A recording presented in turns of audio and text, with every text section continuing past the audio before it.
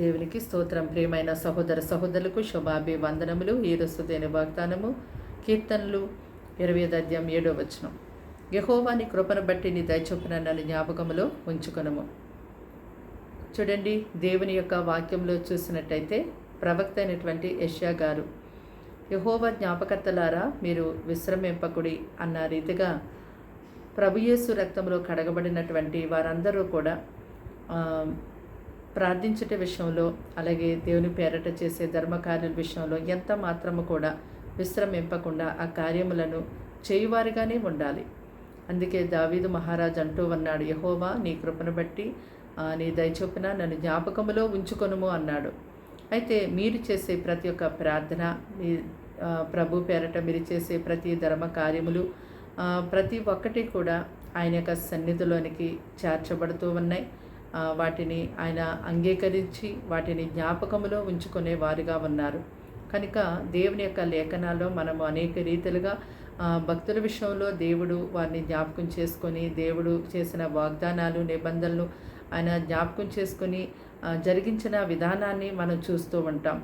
అయితే దేవుని యొక్క వాక్యంలో శతాధిపతి అయినటువంటి కొర్నేలుని చూసినట్టయితే అతడు చేసినటువంటి ప్రార్థనలు, అతడు చేసిన ధర్మ కార్యములు అన్నీ కూడా దేవుని యొక్క సన్నిధిలోకి జ్ఞాపకార్థముగా చేర్చబడి ఉన్నవని దేవుని యొక్క దూత అతనితో మాట్లాడింది. కనుక ఈ దినాన మీరు చేసే ప్రతి ప్రార్థన, ప్రభు పెరట మీరు చేసే ప్రతి ఒక్క కార్యములు దేవుని యొక్క సన్నిధిలోనికి జ్ఞాపకార్థముగా చేర్చబడుతున్నాయని, దేవుడు వాటిని జ్ఞాపకము చేసుకుంటూ ఉన్నారని మరిచిపోవద్దు. ప్రార్థన. దేవానికి వందనములు, స్తోత్రాలు, స్తుతులు చెల్లిస్తున్నాం తండ్రి. ఈ సమయం అంది మాటలు వింటున్నా నీ బిడ్డల్ని రక్తంతో కడిగి ముట్టి పరిశుద్ధపరచండి, స్వస్థపరచండి. వారికి, వారి ఇంటి వారికి రక్షణ కలిగి చేతండి.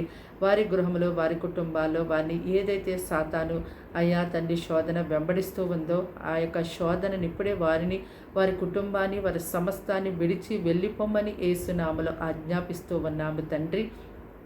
ఈ బిడ్డలకు ఉన్నటువంటి అనారోగ్య సమస్యలన్నిటిని కూడా తొలగించండి, వారిని స్వస్థపరచండి. వారికి, వారి కుటుంబానికి ఎంతో దీవెన, ఆశీర్వాదము దయచండి.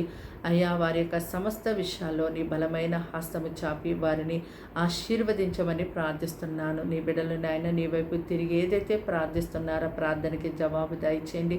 వారిని, వారి కుటుంబాన్ని మీరు రెక్కలతో కప్పి క్షేమంగా కాచి కాపాడమని, అయ్యా వారు తండ్రి నాయన కోర్టు కేసు నుంచి విడుదల పొందాలి. అలాగే సంతానం లేకుండా ఉన్నారు, వారికి సంతానం అనుగ్రహించండి. ఉద్యోగం లేకుండా ఉంటున్నారు, వారికి ఉద్యోగములు దయచేయండి. అలాగే తండ్రి వివాహముల కొరకు ఎదురు చూస్తున్నారు, మంచి భాగస్వాములను వారికి దయచేయండి.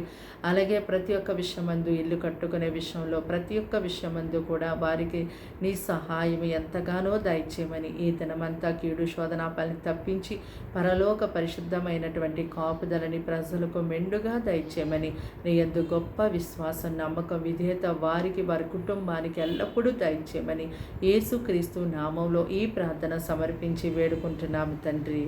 ఆమేన్.